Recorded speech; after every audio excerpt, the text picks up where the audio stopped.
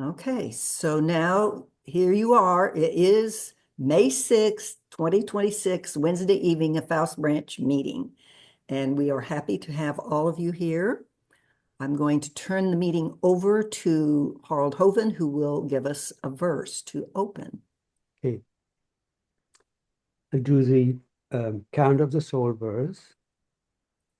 Within the light that out of spirit depths weaves germinating power into space and manifests the God's creative work, within its shine, the soul's true being is widened into worldwide life and resurrected from narrow selfhood's inner power.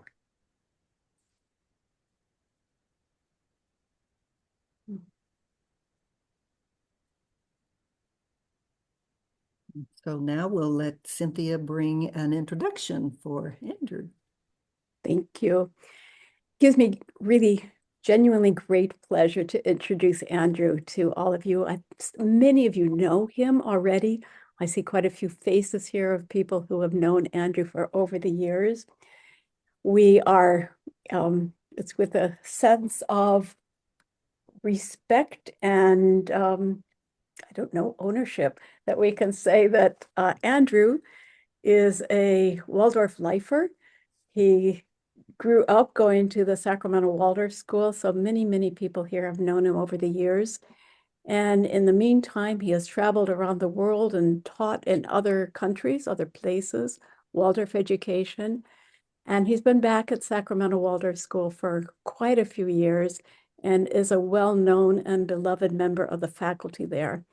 And I see him in his creative capacities as a teacher, for instance, taking his seniors out into the forest next to the Waldorf School, at least in years past, when Grandfather Oak was still there. And the students would sit under the oak tree and journal in their transcendentalists class. And yeah, he teaches the humanities in the high school. He himself calls himself a philosopher.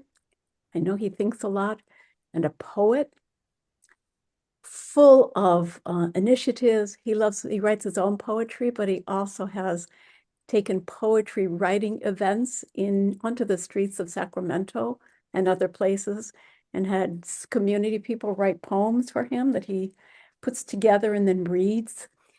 And he's also created community games for people. It's really exciting to see how interested he is to burst beyond the limits of the traditions and make new ways of showing up in the world. He calls himself an interdisciplinary artist. And most recently, no, I can't even say that, but over the years, he's also been focusing as much as he can on adult education. And his creativity is genuinely inspiring. I think what I have appreciated very much in the recent years is a lecture that he gave to our Faust branch not long ago about what he experiences as the challenges and the threshold of initiation, if you will, mysteries that the high schoolers are going through in our time, meeting life in a way that we in our generation haven't done. And so with that, I'm very excited to see what he will bring to us tonight as he speaks about the Manichean impulses dealing with evil. Welcome, Andrew.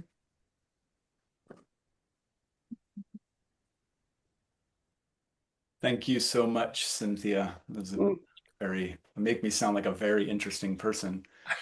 Thank you for that. Can everyone hear me okay? Okay, I'll Yes. take silence as yes. Yes. It's a real honor to be here speaking to you tonight. And the title of my talk is A Mighty Devotion, the Manichean Path in the Consciousness Soul Age, which is a pretty big title. And I'm like, whoa, I should have thought more about putting that out into the world, but it's an enormous kind of title. I would like to begin by referring to a talk from 1972 by one of my favorite historians of consciousness, a fellow named John Gebser, who's definitely a fellow traveler with Rudolf Steiner, in his picture of the evolution of consciousness and the challenges of our time. He talks about a transition from what he calls mental rational consciousness, which is now being kind of reified in artificial intelligence. It's a kind of intellect that we would call aromonic in the anthroposophical world, that's all about generalizations and abstractions, and obscuring the individuality of the human being. And he says that's reached it's long ago reached its apex, and now it's degenerating, and we have to break through into what he calls an integral consciousness, which is very similar to how Steiner describes the consciousness soul age, the development of spirit self. So these sorts of ideas. So in this talk, he gives this talk in 72. It's just a few months before he passes away, and it's called On Primal Fear and Primal Trust. And in that talk, he says, if we cannot answer the questions of where we have come from, who we are as human beings, and where we are going, if we can't answer those questions in a real way, then primal fear will reign. That we will not have the ability to meet the challenges of our time. And it's almost something I could imagine Steiner probably said something very similar in some place. But for me, this question of our time, there's something about our time which I feel is incarnations in the making. There's something about our time which is, we could think of it in terms of the you, which is behind me there. You have that, like, you are here. If you know those maps where the you are here arrow. So we're at the kind of the bottom of this separation out of what Barfield would call original participation, the fall, and we've separated out. And the challenge of our time is, for me, reconnecting not only to the deep past and our origins very individually, to our star, but also in doing that, we connect also to the future. And I think answering this question of who we are as human beings, I think is something that Steiner did so beautifully. Probably the richest picture you can find of what a human being is and the potential of human beings. So this mighty devotion for me is connected to this connection with this stream of time. And in that stream of time, particularly for me, and I think the Manicheans would be with the Christ and the Sophia. And I think more and more the Sophia is going to have to come to the fore. The divine feminine has been in the background. And for me, the power of her gentleness and endurance and witness and compassion is really part of the equation moving forward. And I'll talk more about that as we move into talking a little bit more about what I see as the Manichean kind of challenge today. So I just wanted to say a little bit more about the consciousness soul age. I've just been obsessed my whole adult life with understanding our time. Like, what is the nature of our time? And why are we satisfied with answers to destiny questions, which to me seem very generic and not very interesting? And philosophers have talked a lot in the 20th century about the scientific method, and the way that we think has separated us from our own experience. That we are incapable of really having access to our own experience, because our training and thinking has taught us to generalize and not to pay. We've actually separated out our own feeling and our own experience. Our experience has been said to be anecdotal. Like it's, oh, your experience is anecdotal. Let's go to the statistics.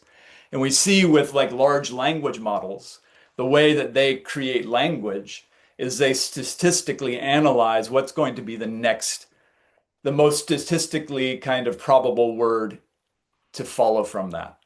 And that's just this generalization kind of thinking that has been trained into us. And of course, Steiner talks about something called intuitive thinking as a spiritual path, which is a very different kind of thinking. It's a thinking grounded ultimately in one's own karma and one's destiny, except it's also it goes beyond subjective and objective. It's not merely falling into a relativity, nor is it just merely going in the direction of, one ring to rule them all or one size fits all.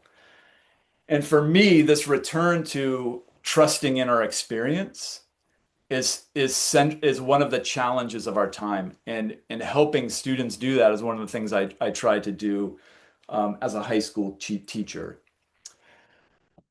So what has happened also with this kind of the symptom of our time is what the philosopher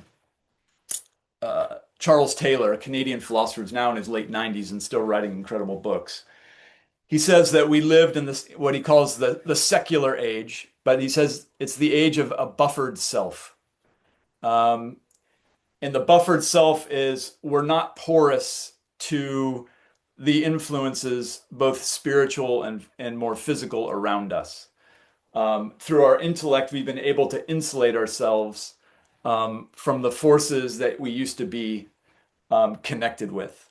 So you could think back to, ancient times and the Homeric heroes who would be possessed by the gods, and would play out the, the will of the gods. So there's this porousness to their lives. He said the past human beings had this porous, what Barfield would call original participation, and we've separated out from that. So, the influence of the gods or the demonic influences then became kind of archetypal powers, a little bit more abstract. Then after that, complexes, and now it'd just be kind of abnormal brain chemistry. So this direct connection in the past would now be considered, oh, these folks in the past had these hallucinations about these powers. But it separates us from our own experience. So just to give an example, like if I ask you to research something, if I say research buying a new car, so you'll go online and you'll look at like ratings of cars, totally normal ratings of cars. If I ask you, okay, research how to ride a bike, there's this great story of Henry David Thoreau when he was at Harvard. And graduating, he was looking at his transcript, and it said that he had taken a class in navigation, and he was perplexed by that because they had never been out on the water. And he said, I would have learned more being in a boat out on the water for one afternoon than I did in a whole course of thinking about navigation. So, you can think of other examples, like if you do research on, say, a Valley Oak. Do you just read books about Valley Oaks, or you go out and observe? And we know this from, a type of Goethean science where you don't separate out your own inner qualitative capacities from the perception of the phenomenon. But we've done that over 500 years of training. So this separating out. And the reason I'm, kind of belaboring this a little bit is I'll get to that in a second, but just stick with me here. And you can think of, so thinking is another example. I just recently was teaching history of consciousness to the seniors, and I had them do the thinking exercise from the 6 basic exercises. And normally, if you would study thinking or epistemology or how we know things, you would read a bunch of books, people telling you about thinking. I would make the same argument as Thoreau. You'd learn more about thinking just by doing the thinking exercise, by actually thinking and taking that seriously. And we don't do that anymore. That's all on kind of automatic pilot. And that's why Steiner is so revolutionary, is he trusts the individual human being to go beyond subjectivity and objectivity in their development of capacities. Let's check in here. So we call the one, what Steiner does, sometimes is called first person science. And the normal science we do is called third person science, or the way that we look at statistics and averages. And that blurs the human being. So no one is a type. And we know, we could say, do the Myers-Briggs test. It gives you a generality. It doesn't give you your individual self. So this to me is perhaps the most important challenge of our time is, can we return to our own direct experience and trust that? And that to me is the primal trust. Because when we resort to generalities, we can't touch into our karma. We can't touch into our mission. We can't touch into our star. And the adversarial forces, Ahrimanic for one, the materialist, is all about, can we just bathe you in generalizations? Generalizations, it's another word for just saying a stereotype. You are a type of human being. So the best that sort of vision can do is say that we are a unique assemblage of generic qualities. That would be kind of what the human being would be. Here, I'll read you an example. This is a quotation from Yuval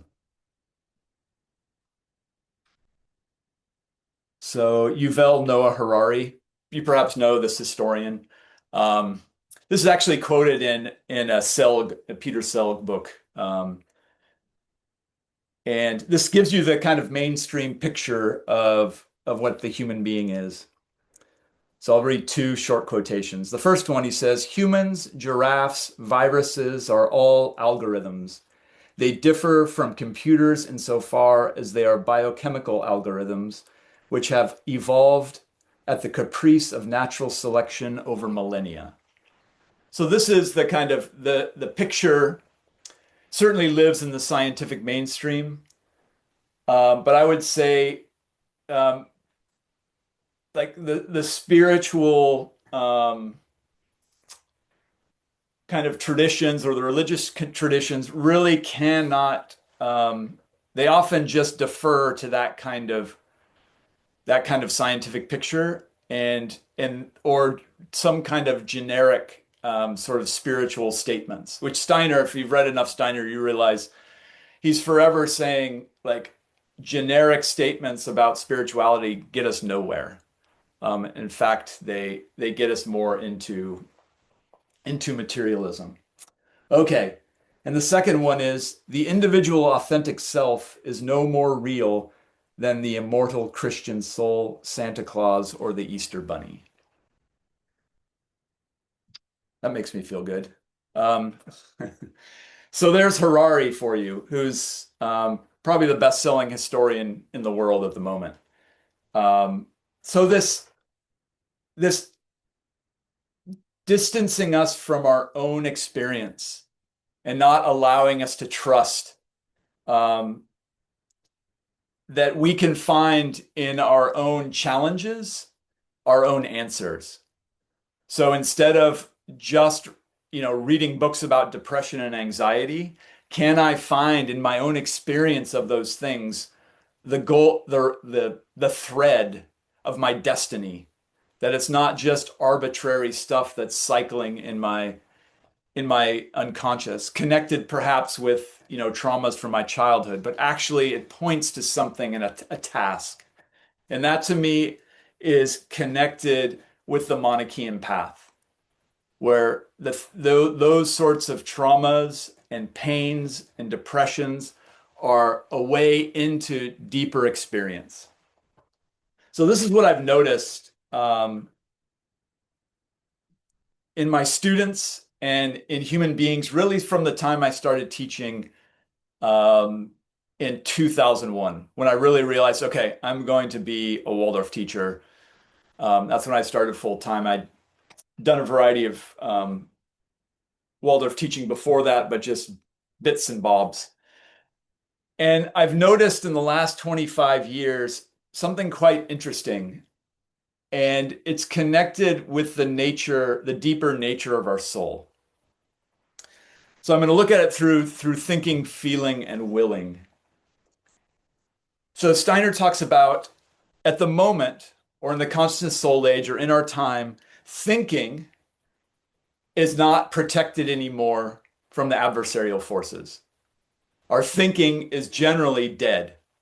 Um, you know, pre-birth thinking, like a kind of Platonic thinking, is very alive and connected with the intelligibility of the world.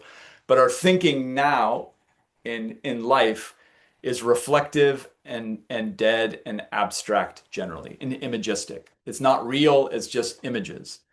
So our thinking um, has been released and is now open to adversarial influence. Our feeling, not yet, though that's beginning to happen, and our will, not so much at all. So it was possible to be just a complete materialist, but still have a healthy feeling life and a healthy will life. That's changing. And Steiner knows, I mean, we know if we've studied Steiner's ideas about inner work, is that when you take up a path, and this is directly from knowledge of higher worlds, you have to relate to your own thoughts and feelings as deeds that actually have direct effect to others. You don't even have to speak them. It actually changes the spiritual environment of the space. And if you're doing practices, you become aware of that. Because when you start to develop your thinking, feeling, and willing, they become more intense, both challenging but also good. And what I've noticed is that the feeling life, that feelings and thoughts are now beginning to permeate spaces. So this buffered self that I was talking about, which was so kind of, I have my thoughts, my little ego logical self, and my skin encapsulated ego. I have my thoughts in my head. You have your thoughts in your head. And I can kind of tell what you're thinking by kind of analyzing your micro expressions and intuiting like what it is that feeling based on those feelings normally correlate with those micro expressions. So that's the kind of like, that's how a scientist would talk about but of course, we intuitively know there's a field of feeling there. So what I've noticed is the feelings are becoming more intense in environments and classrooms and places. Feelings and thoughts have more intensity. And because it's mostly under people's consciousness, they tend to react quite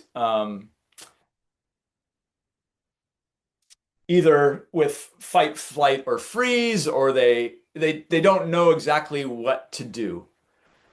And I've noticed this certainly with feeling, but it's also touching into the will, right? So often there's this talk about why are kids these days or people so sensitive? And I think what's happening is unconscious material that used to be protected is beginning to erupt.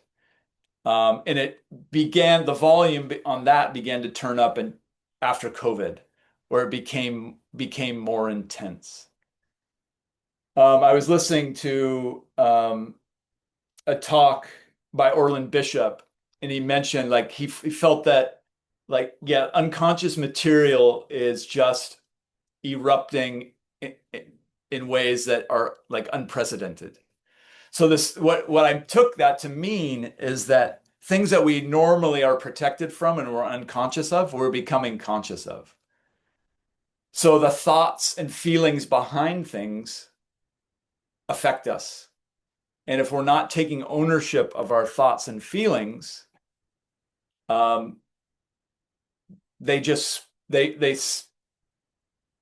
like a wet on wet painting. It just bleeds out over the whole. So it's asking us this time is asking us to become more conscious of the feelings and thoughts that we take into spaces.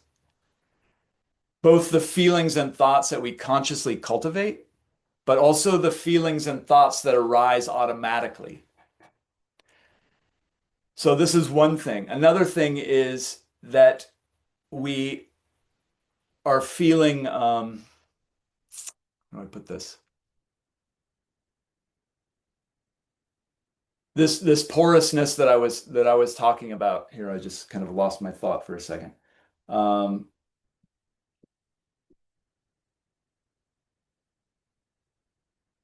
Let me backtrack. Yeah, so taking ownership of our thoughts and feelings, and also being able to know to create boundaries. So, but boundaries that are porous, and also boundaries that are strong as well. So strong and porous. The challenge there is, I think we're beginning to have, or it's becoming difficult to distinguish what are our feelings and thoughts and what are those of others. And so these boundaries are breaking down, and they're asking us to be more awake, be more conscious of how we use language, be more conscious of what thoughts and intentions we bring, beginning to take ownership of things.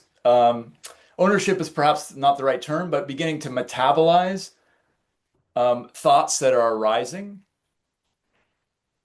And what's happening is, and this is where I think it touches into the Manichean task, is that the thoughts and feelings that arise are often violent, aggressive, have a level of intensity, a level of judgment, a level of shame that somehow needs to be dealt with. And for me, that's the way to do this, twofold. Bringing in a spiritual practice and help from the spiritual world, having a spiritual team. So for me, that's been working with the Sophia and working with the Christ, and also working with other people. I don't know if you know the writer Karsten Masai. He said this thing that I really love his writing about inner work and working with the elementals. But he said something that I think is so true of our time. And this is this picture that we're becoming more self-reliant, more individual, at the same time as we're becoming more other-reliant and more relational. Like we need each other more, but at the same time, our process is becoming even more and more individual. So it's interesting in talking to you about my experiences. I hope you take up what resonates for you, but I think our paths are individuating more and more about how we do this, how we do the work of being a human being, and being devoted to what we're devoted to. But perhaps you feel this intensity rising in the soul spiritual realm that I'm talking about. Okay, so I want to talk a little bit, just looking at our time here. I want to take this picture and I want to go back in time. And I want to tie this into the Manichean path. Some of you have heard me speak about the Essenes and the Templars before. And I've said that I think Steiner talks about the Essenes and the Templars to anthroposophists because he's kind of winking at them like, there's something here for you. There's some picture here for you that's connected to your biography. We anthroposophists, we're a small, we're an unusual bunch. But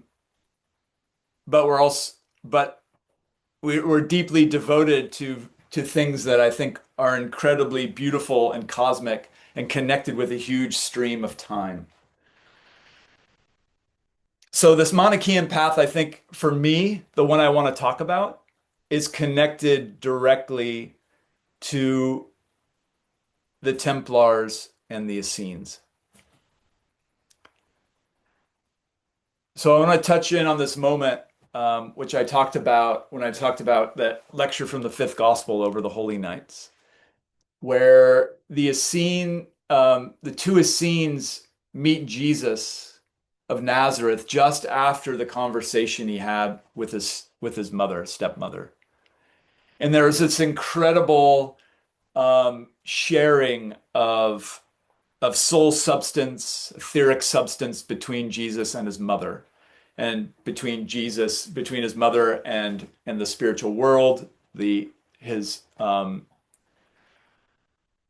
mother of the Nathan Jesus. So there's this incredible event that happens, and the Zarathustra I leaves, and then Jesus of Nazareth heads out. And this is when he meets the two Essenes. And the two Essenes, and we've heard about the Essenes and thought a lot about in earlier lectures. And we know that the Essenes are devoted to this incredibly high spiritual path. But Jesus of Nazareth has noticed that the spiritual path pushes the demonic forces onto other people.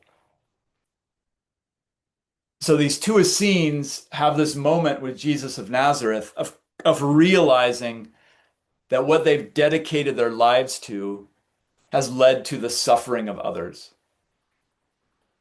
And imagine that moment, feeling that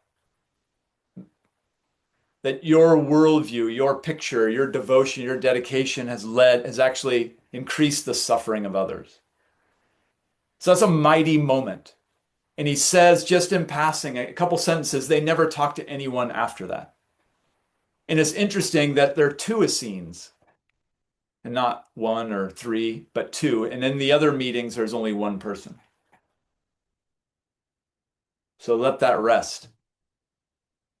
So then we come to Steiner's lectures on the Templars and talking about also this incredibly high dedication to the Spirit, to the Christ, to the Sophia, but also this sort of narrowing, and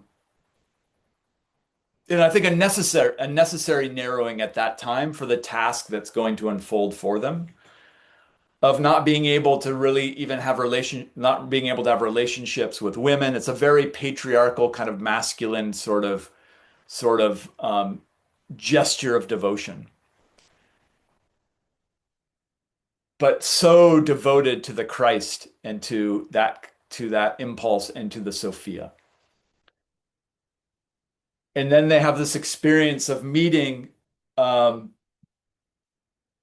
this incredible force of the adversaries. So in one lecture, Steiner talks about the Mephistopheles and Ahrimanich. In another, he talks about Seurat. And this really tearing open the souls of the Templars and allowing these demonic forces to enter and to speak through them, things that are completely contrary to their highest beliefs. And then he talks about how that etheric tear and that etheric substance then moves into the spiritual world after death, both as materialist impulses, but also as high spiritual impulses. So you have this bifurcation, this split between this incredible, like beautiful idealist forces and then the forces of materialism. And then they have their own destiny moving forward. And I don't know of anywhere where Steiner talks about what happens to these Essenes, what happens to these Templars moving into the next incarnation. But for me, I see a natural kind of connection.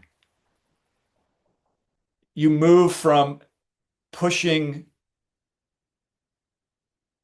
accidentally pushing these forces, these evil forces, these negative forces, these adversarial forces onto others inadvertently. And the feeling of I need to make recompense. I need to somehow make this right. So then taking on the destiny of a Templar and saying, I'm going to give over part of myself to these forces. And Steiner talks about materialism has to happen. These things have to happen.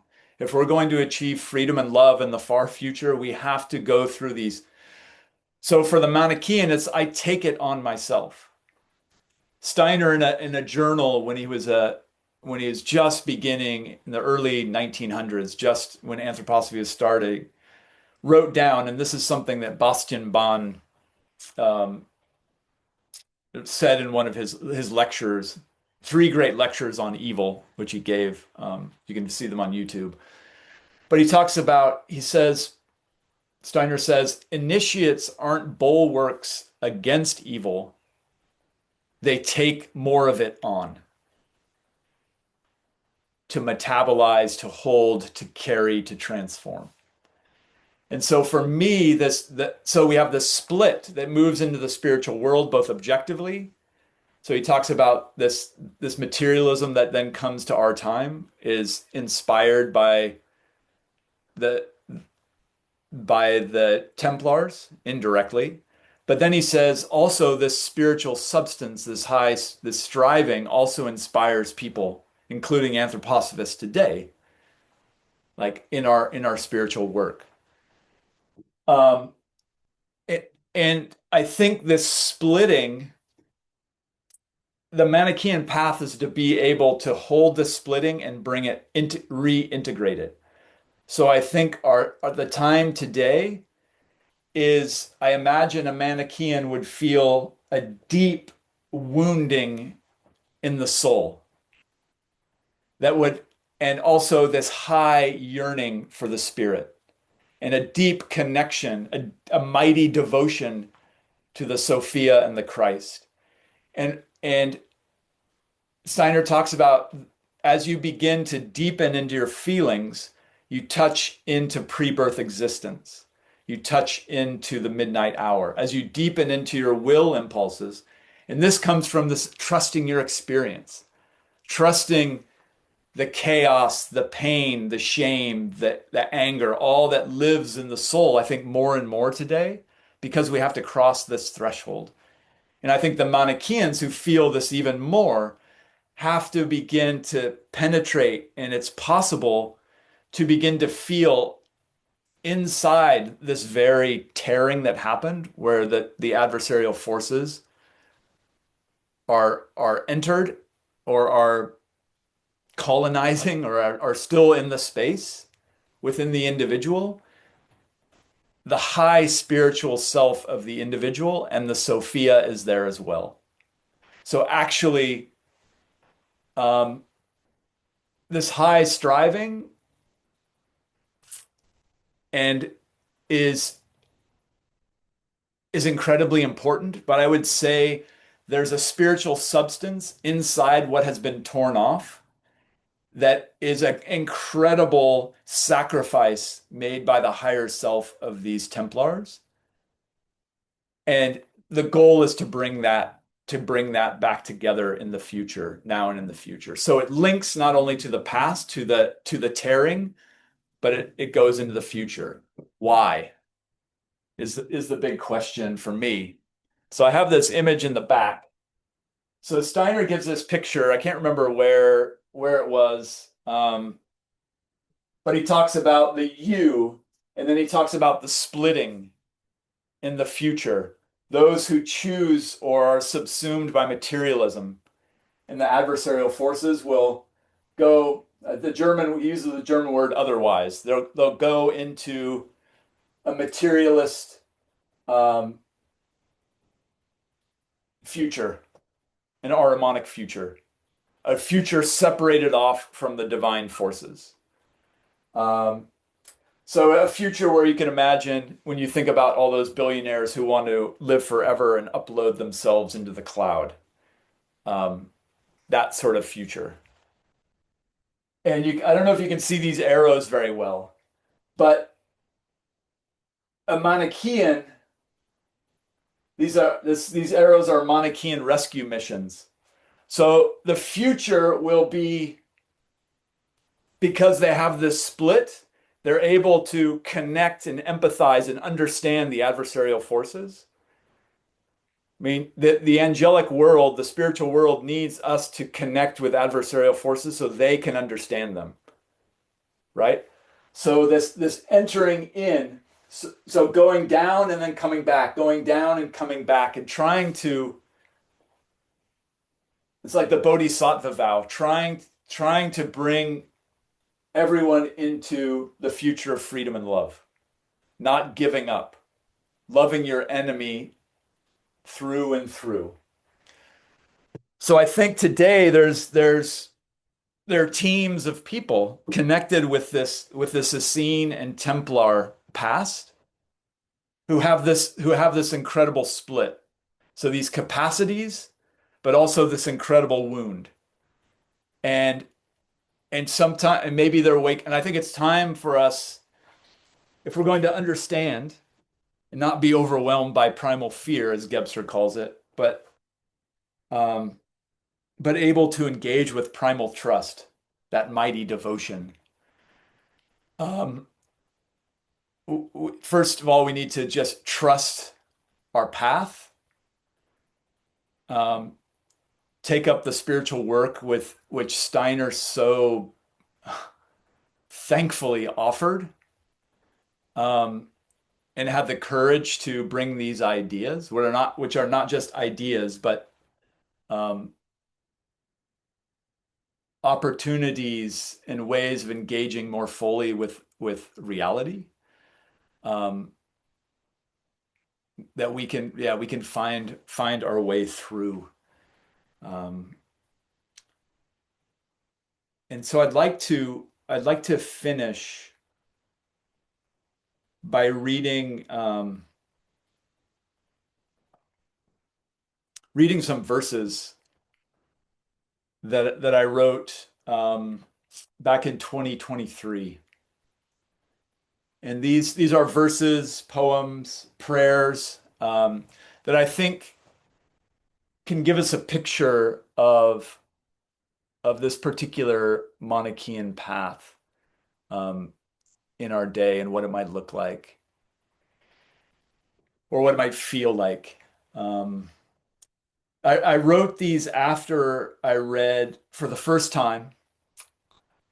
I'm a slow learner, waited till my 50s, the first class lessons in mantras.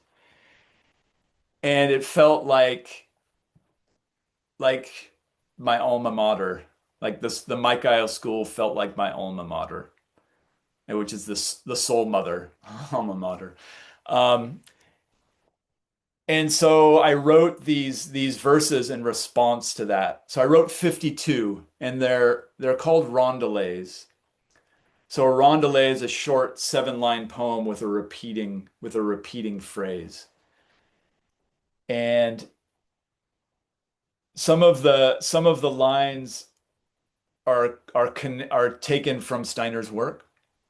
A couple of the lines are taken from one's taken from Walt Whitman. So it's similar to those poems that I collaged together that Cynthia had mentioned in the introduction. But this one's more just a few little phrases and lines. And then by a poet named Hannah Emerson. So it'll take probably about 15 minutes. I'll read them slowly, and then we'll just open for questions and conversation. So I wrote 52. I'm not reading all 52. I'm going to read the last, the second half of them. Yes, I thought I'd run out of light, but there's still enough light. Within your heart, the spirit embryo of you. Within your heart, a hospice nurse and midwife start a process that will lead you through death and a birth of all that's true within your heart. You are and were and will become. Remember too, you are and were, and through you new love can occur. But love will transform all of you, and you'll stumble and wonder who you are and were.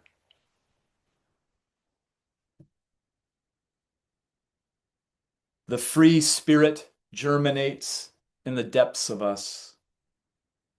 The free spirit, its call, who has ears to hear it? And so dare the siege perilous. Hearts respond to the call in us, the free spirit.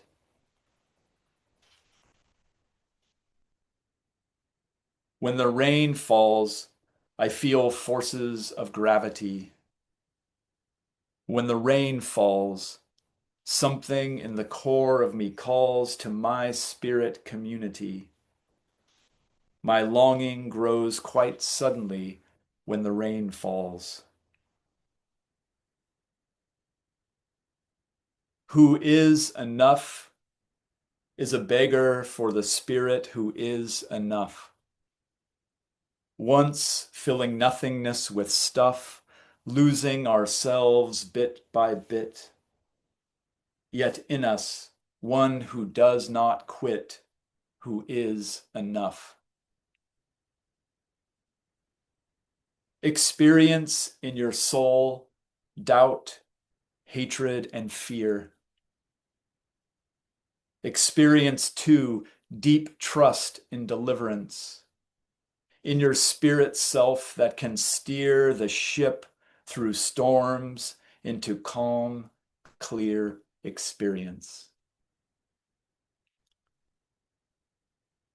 Give me your word like sustenance so I can grow.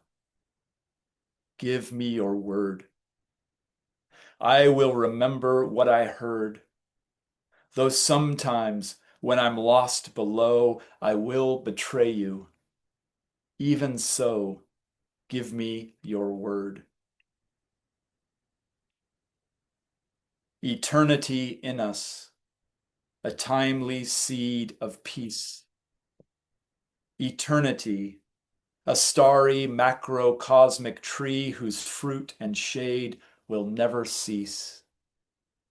Let's now make our love increase eternity. How thinking weaves in the depths of our hearts is not how thinking weaves illusions our science believes. Remember now what we forgot, the pre-birth lessons the heart taught, how thinking weaves. New sacraments of destiny and karma are new sacraments of love. What before made no sense, the ache, the longing finds its star. Then in togetherness we are new sacraments. How feelings stream reveals the life of the spirit. How feelings stream can indicate one's karmic team. But oftentimes I must admit, I make a real mess of it, how feelings stream. May my love reach you now in the realm of the dead. May my love reach beyond karma and human speech, beyond abstractions in my head. To you on spirit's golden thread, may my love reach. Earth existence has a cosmic curriculum. Earth existence, pairs sweat of the brow subsistence with mysteries too deep to plumb. Though we suffer, please give us some earth existence. Be with me now, please, in my desperate loneliness. Be with me now. If the grace of our fates allow, in you may I finally come to rest. In our messy humanness, be with me now. The wound is deep, but there is a love that sounds its depths. The wound is deep, hollowing out my dreams and sleep. Who follows in my bleeding steps? Who holds me now as I accept the wound is deep? The wound is deep, a seemingly bottomless tear. The wound is deep. Into its memory I leap down through lifetimes I cannot bear. I'm guessing it's you I find where the wound is deep. In times of need, the suffering can be terrible. In times of need, the heart remembers it's a seed that sprouts in the unbearable. O love, please make us more able in times of need. Feeling, knowing, prayer to the grace logic of love. Feeling, knowing, ripples, eternities flowing with gentle stirrings from above. Sophia, please give me more of feeling, knowing. The gentle will hold me after catastrophe. The gentle will gather and knit my soul until the eyes of the heart truly see. Sophia's grace is love in me, the gentle will. Finer than prayer is the trash bin that is your life. Finer than prayer is love that will go even where karma is wrought in hellish strife. Love in the depths is a midwife finer than prayer. And deeper still, I go alone. Who follows me?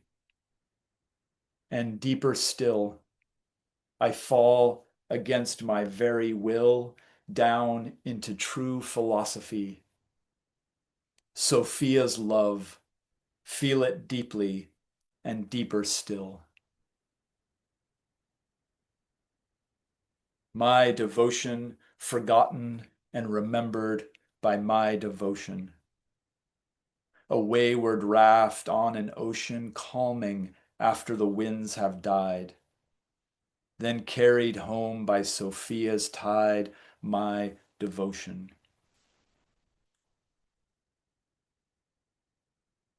Imagine now you will never become what you imagine now. Then open your heart and allow your gentle self that aspires to the grace logic of angels who imagine now. To go too far again into incarnation. To go too far and die to who you really are. But I choose the cross's stations. I choose love's initiation to go too far.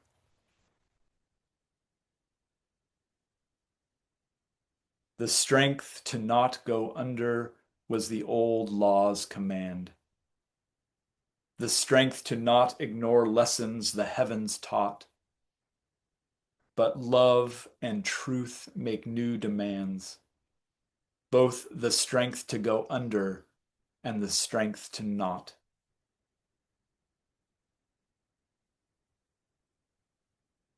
who I become tomorrow writes the gospel of who I become today. Each morning, a tiresome parable of that stubborn dove. Why do you continue to love who I become? We sing and sing to gather what we remember. We sing and sing through summer, autumn, winter, spring. For all we will be, are, and were. For Earth, for Sophia, for her, we sing and sing.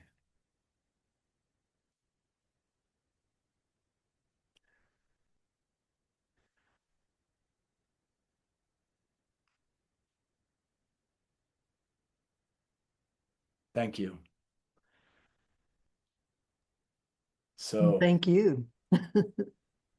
I know that's a lot, but questions, comments, thoughts?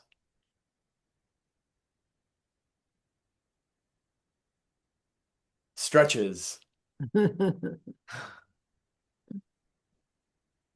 free to unmute yourself and make a comment, or if you want to raise your hand, or down with the share thing, you can, well, not share, with the react button, you can raise your hand that way too, if you'd like. So we'll open it up for any comments or questions, conversation.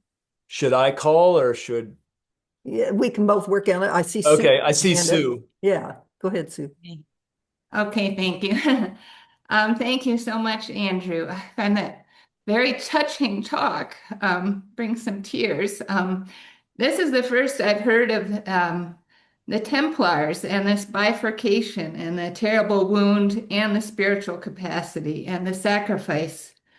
And I'm just wanting to understand that more and learn more about it. I'm sure there, if I put Templars in the Rudolf Steiner archive, I will come across some lectures, but do you have any reading to recommend about that particular bifurcation topic? So I'll show you it's called the Knights Templar, and it's basically an a collection of Steiner's lectures connected with the Templars. It's published by Temple Lodge, Mhm. and edited. Here, I'm going to disappear for a second and see if I can find it. Just give me a second. Yeah, here it is.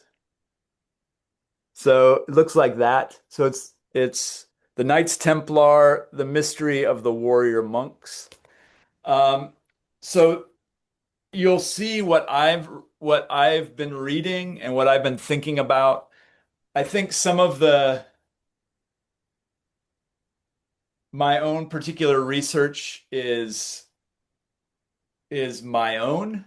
But yeah, read it and see if you think, oh, that's a legitimate.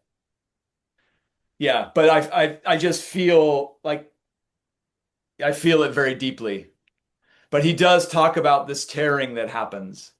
And he does talk about that. I mean, he says it in differently in different places. In one place, he talks about this idea that this self that they had been victorious over through their spiritual work, by the dimming of their consciousness, that part of them spoke out against the Christ and the Sophia, and yeah, so like the adversarial forces spoke through that particular part. But I think this picture of like moving forward as human beings in the Manichean path is all parts of ourselves need to have their place in us. And this picture of being victorious over something, I think is not, for me, is not a helpful picture. And I think Steiner he was saying it more objectively. He wasn't making a judgment about it. He was just saying but for me, there's something quite in our humanness there. And I think this is where the Sophia wisdom comes in, And our very humanness is the highest spirituality moving forward. Because if the Christ is incarnating, spirituality comes right down into our daily connection with other people. The spirit can enter between where two or more are gathered. And that's why I love the statement of Steiner's where he talks about like the encounter is the sacrament of the future. And in that amazing lecture about what the angels are doing in the astral body or in our soul life connects with that as well. That the encounter is the religion of the future, like the Christ, like the community, and that we will feel the suffering of others. We won't be okay because we'll feel the suffering of others, and that to me is also connected with this Manichean path. Yeah, I don't know if that helps a little bit.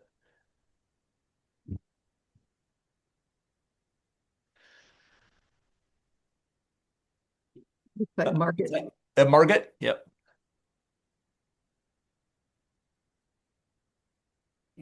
Unmute. Yes, I heard you. Okay.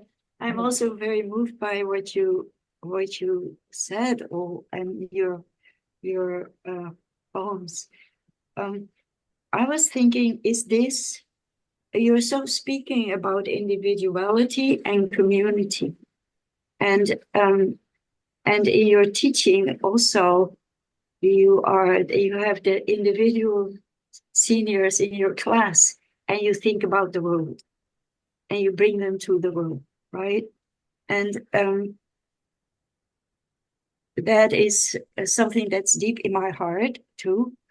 How to be a human being and whatever, a spiritual human being in this world. And I wonder if you think about wisdom when you are there in this realm. What you said is fitting in all the festivals, of course. Yeah. Yeah, but Whitson is on my mind, and I wonder if that's also with you. Yes. It is. It is. I think I have this idea, maybe it's the philosopher in me. I have to make it into some other name or call it something Yeah, else. But this idea of what I call third language yeah, epistemology. And the third language is whenever two people meet, because I noticed whenever you're speaking to somebody and they're speaking to you and you're listening, you have to speak, your language shifts. Like you have to speak a little bit differently. You have to individuate if they have to speak as you speak, it's like a subtle colonization of their way of being. And yeah, so it's and that's the Christ for me. That's the Christ Sophia between us, yeah, that possibility of the logos, like this new logos that arises. yeah, It's like the opposite. It's like the higher version of Babel, yeah, or like a Babel where it's understood and it's yeah, individuated. And that's the Whitson experience where yeah, you speak in this. And for me, I mean, I've had some powerful, like one or two powerful experiences of that field of possibility. uh-huh, And it's hard it's really overwhelming. It can take you years to digest it. yeah. Like we're barely ready for the love that's possible. Like we Then are you're right. barely, like we're like little bait, like Yeah, because if you experience it, it just like yeah, yeah. I mean, whenever Steiner once said that like most of our relationships are not real. uh-huh, And I got it in that like we don't really know each other yet. yeah, yeah, Yeah. yeah. Oh, I so you can be very close with a person and still have constantly, I don't know you. I yeah. don't know you. How can I know you? Yeah. Do Yeah. you see that? Yeah, Yeah, definitely. Definitely. yeah. Yeah. So I wonder, just free. I wonder if you have some written poems. Uh, Oh, Whitson poems. Um, there's a because great poem by William Stafford. You oh might know this poem.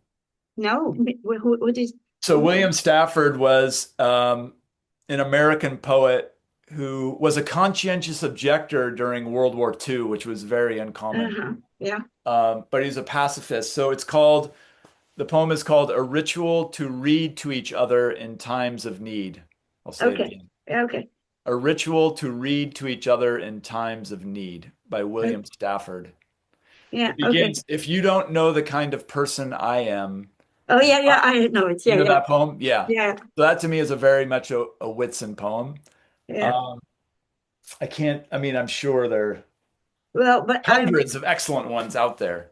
Yeah. yeah. Well, actually, when I asked the question, I was asking if you Oh, if I, have one um, that you wrote. You can think about it and email yeah, me. yeah, Just think about it I because will. it Yeah. would be Maybe it's a fabulous poem of the if we future. can, yeah, if we can hear your voice in this Yeah. because you have experienced it. Yeah. Yeah. So, anyways, Well, I think some of it is in the verses and poems, yeah, yeah, prayers that I read. Yeah. Yeah. well, yeah, I would love to have some and maybe share on our Whitson conference. Oh, nice. Thank you. Anyway, so you have my email, I hope, and then we can see. I can get it if I don't. Okay, good. Yeah. Okay, thank you so much, Andrew. Thank you, Margaret. Yeah. Other comments or questions?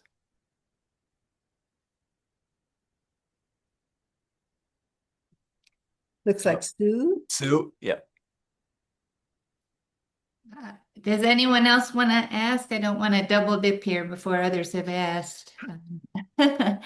I Andrew, I'm a depth psychologist by training. I have a graduate degree in depth psychology, and Oh, I'm nice. new to anthroposophy. I found it in my 50s, and I notice, huge things in depth psychology are missing that you can find in anthroposophy, but also, I mean, there seems to be some very important things in depth psychology that you do not find in anthroposophy, Yeah, having yeah. to do with shadow work and inner work and that kind of Yep, thing. yep.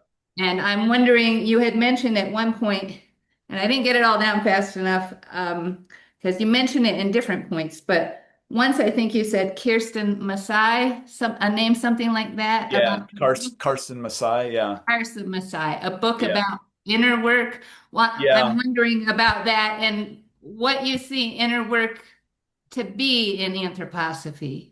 Oh, yeah. I mean, I think inner work.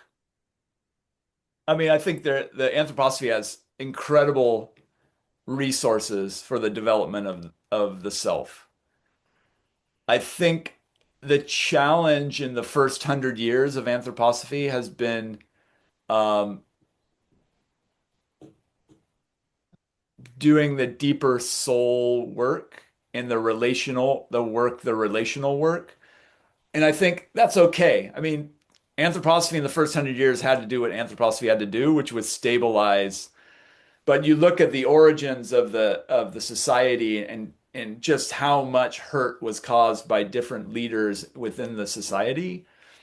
Um, and that's okay. Okay. We all have to we're striving and that's just going to be karma that's going to deepen our love eventually. Like we're gonna live with each other. We've kind of, but I think there's been the tendency, which I think is changing, has been what in common parlance is called like spiritual bypassing, where there's a lot of, you're probably familiar with that term, and actually not like the deeper kind of feeling transforming of like feelings and will impulses and the shadow work, which you're talking about, hasn't been done as much, but it's there. It just hasn't been surfaced in anthroposophy. It's all there. I mean, I certainly found it in the first class lessons, and it's there. It's there. But I think certainly Jung has foregrounded it in a way, and some of the other depth psychologists, they just lack. I mean, with Jung, he just waffles with a kind of.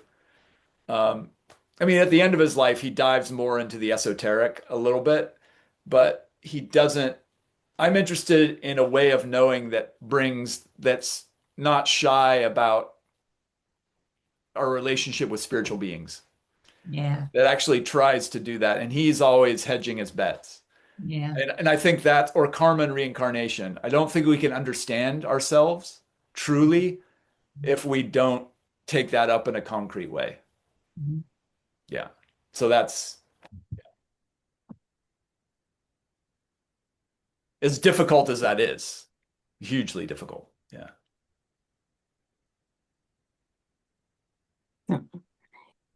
Andrew, I would just like to say that there's another book out by Karsten Messiah, which you may or may not know about. It's actually called Sophia. It's a new book. It's wonderful Yeah, there and it very is. much overlaps. Well, overlaps. It's the same thing, really. I highly recommend it. You have it. I'm I glad you read do. it. Yeah, it's amazing. Yeah. Yeah, As soon as I saw the title, it's like I need to have that. I Yeah. know. It's kind of a slow meditative walk. Yeah, it's very much like his kind of book, which I like. Yeah. And Andrew, would you spell Karsten Messiah? Because some of us may not be familiar. Yeah, so Karsten, first name Karsten, and then Masai, Massei. Okay. So he's written a variety of books, some on working with elemental beings, and then a couple on working with like more like inner work, working with the Sophia, working with yeah, other yeah. I think he has a really beautiful way of working with anthroposophy that invites that people, yeah, that invites a variety of types of people in without using language that maybe people aren't familiar with. It's really his own, but you can definitely see that you can see Steiner kind of, if you know Steiner, you can see you can definitely see the influence. Yeah. Christina, were you wanting to say something or were you just waiting? No, did you say original participation? Hi, I'm Hi, I Christine. did. And was that from the Inklings group?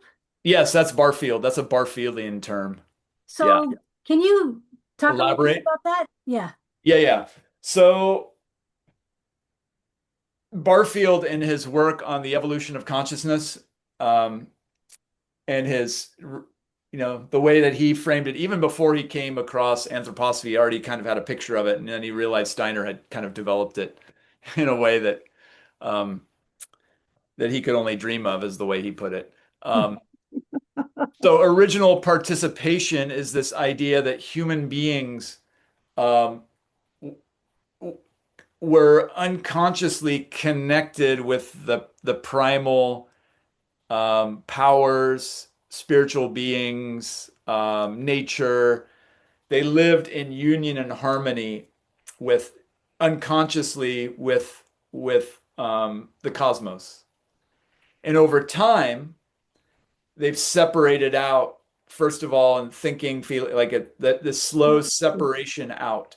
So we can see myths of the fall, things like that, of this separation from this more kind of instinctual clairvoyance and connection into what he then calls separation, which is where we are now. This feeling alienated from the world, like this idea that like the cosmos is pointless and purposeless, and we're a random act of who knows what. So that's this separation out. We don't feel connected with the anima mundi, as Jung might put it, or depth psychologists, the soul of the world.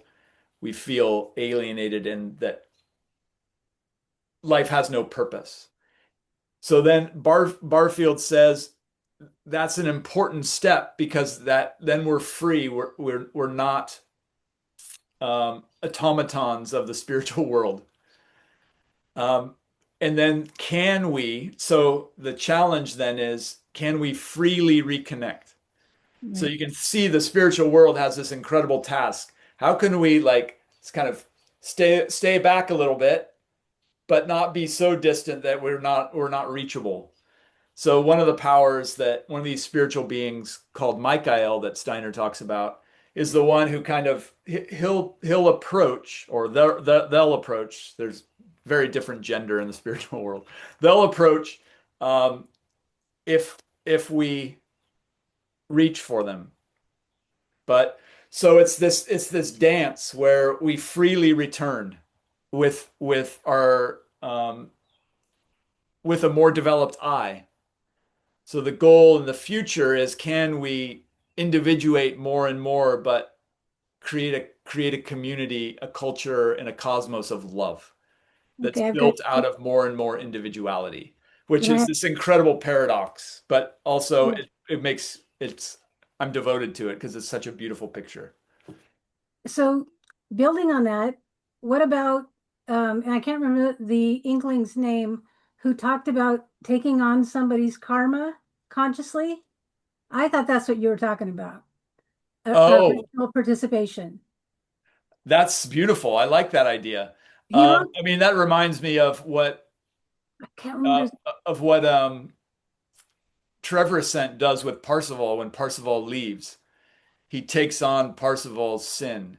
Right. And I think that's a very Manichean, Yeah. that's a very Manichean gesture. That's where I'm very interested. Yeah. Yeah. And Steiner says that Parsifal is connected with the Manicheans. In fact, Parsifal is a reincarnation of Mani. Mhm. So there's so many connections that I didn't really get into. I mean, we have also the Templars. So the torture of the Templars coincides with the repetition of the Sorot calendar of 666, which then in 1998. So we're at that time again. So there's that influx of these demonic, evil, adversarial forces at this time are quite intense. So I think there's an echo of that particular thing happening in our time. So Thank you. Thank you. Thank you. yeah.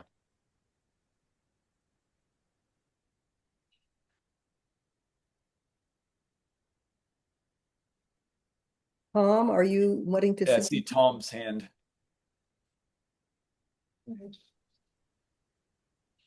I'm wondering if you know this verse.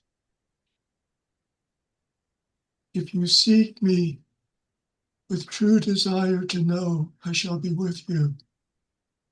I'm the seed and source of your visible world. I am the ocean of light in which your soul lives. I am the measure of space. I am the creator of cycles of time.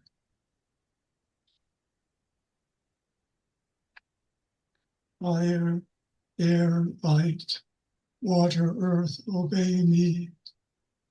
Feel me as the spiritual origin of all matter. And as I have no concert on earth, call me Maya.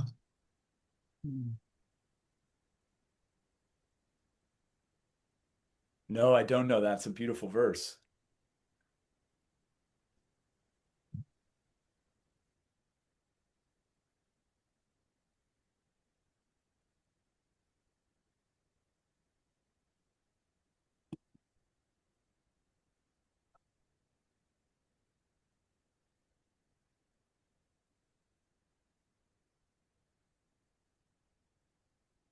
Myra? Yeah, Andrew, is what you read, do you have that in print that's available?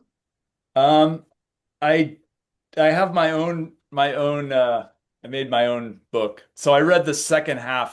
There's 26 before that. So um someday I'll publish it, but I could make you a copy. I would really like that.